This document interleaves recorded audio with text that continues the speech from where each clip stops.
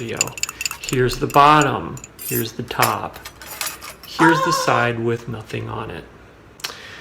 Let's crack this open.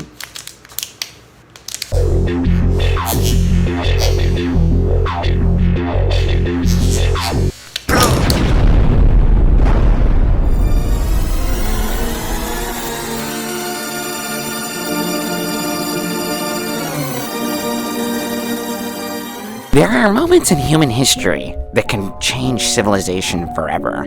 The invention of agriculture, the printing press, the internet, and then someone looked at lunch and said, this is taking way too long.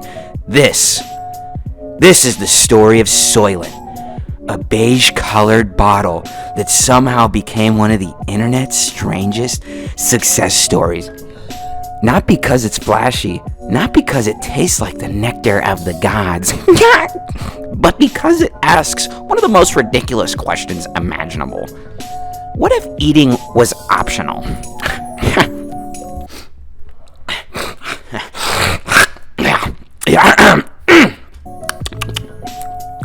For almost every human that has ever lived, food has required effort. Thousands of years ago, you hunted, you gathered berries. Maybe you got chased by something significant larger than yourself. Eventually, civilization advanced. Now, instead of hunting mammoths, you hunt for a parking space at Costco. Instead of gathering berries, you're comparing yogurt labels for 20 minutes and wondering, organic probiotic Greek Icelandic cultured protein blend is actually quite different. Progress. Yet, despite thousands of years of innovation, eating is still inconvenient. Breakfast takes time, lunch interrupts work, and dinner requires dishes. Every day, humans collectively spending millions of hours asking one question, what should I eat? It is perhaps the most repeated question in modern civilization. Chapter 2. Enter the Silicon Valley engineers.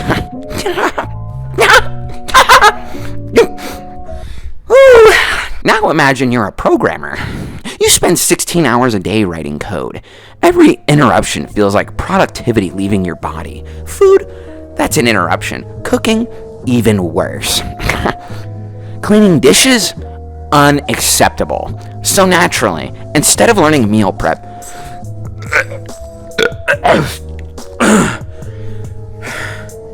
someone tried to engineer food itself.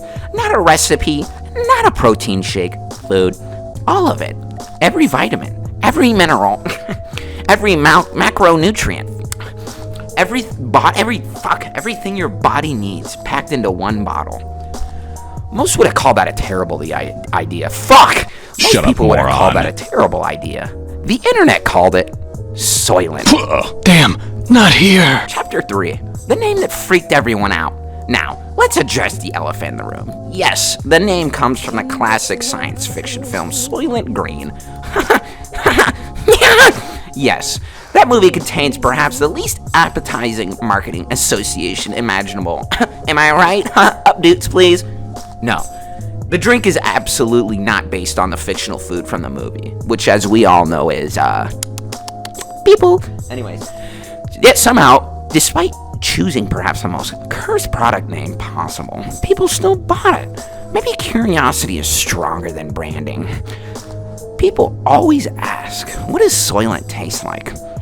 The answer is complicated. It's pleasantly neutral.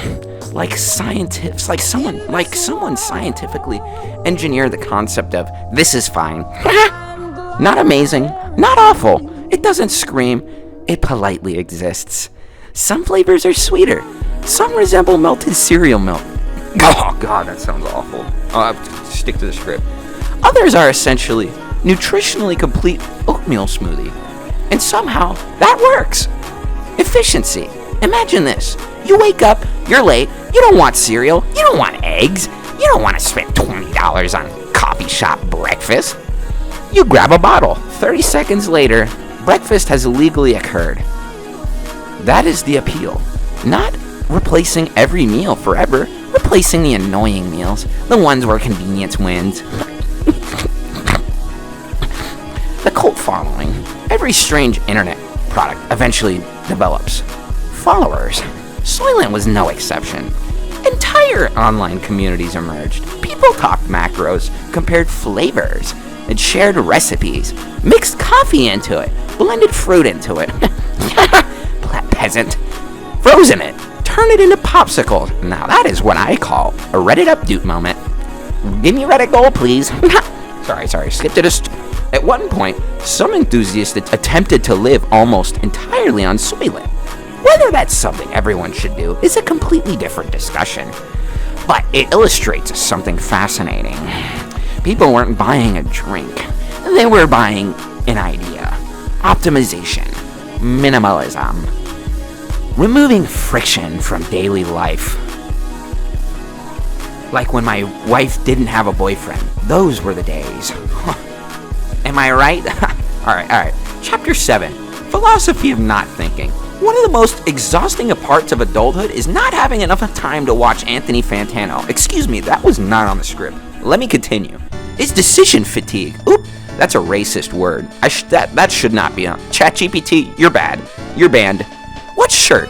What route? What email? What bills? What groceries? And finally, what am I eating today? Soylent removes exactly one decision. That's it. Yet for some people, that feels surprisingly liberating. No menu, no cooking, no cleanup. One bottle, done. Sometimes simplicity feels luxurious. Chapter 8, the internet memes. Of course, the internet and the chuds couldn't leave it alone. That chud wasn't in the script, but I added that because chud. Most people joke that programmers had evolved beyond food. Memes claim that Silicon Valley had discovered drinking spreadsheets. Others called Soylent liquid productivity or meal replacement for those who think chewing is inefficient. Honestly, they're funny because it's just enough truth in them. Why people keep coming back. Consistency, convenience, shelf stability, predictable nutrition, no cooking, minimal cleanup, portable. Those aren't glamorous features. They're practical, like a Tesla before Elon Musk became a Nazi. Sometimes practicality wins.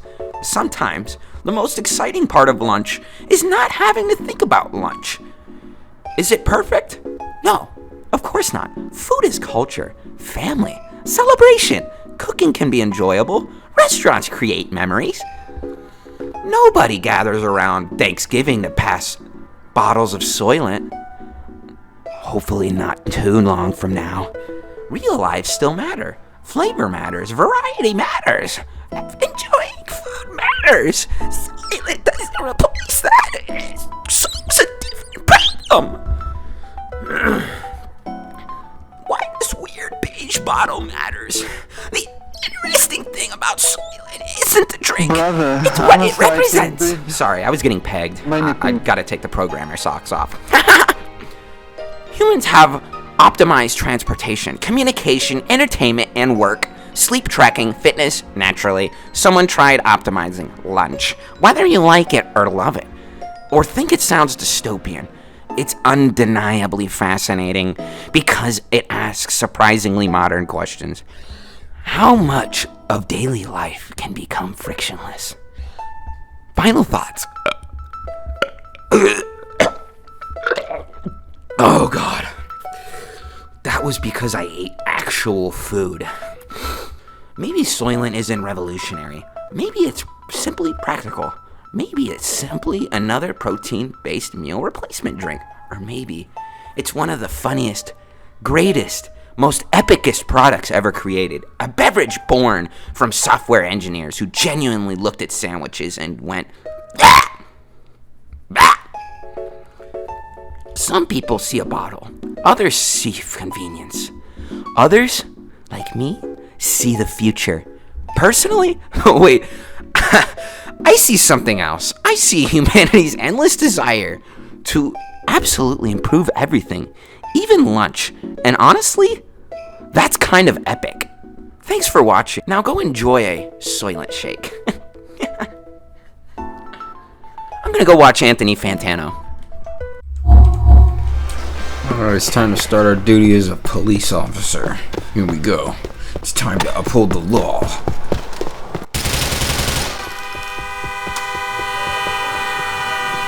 You're going to a better place than this, Dub. I just need to go to... Oh. Never mind, I'm just not allowed to play this game.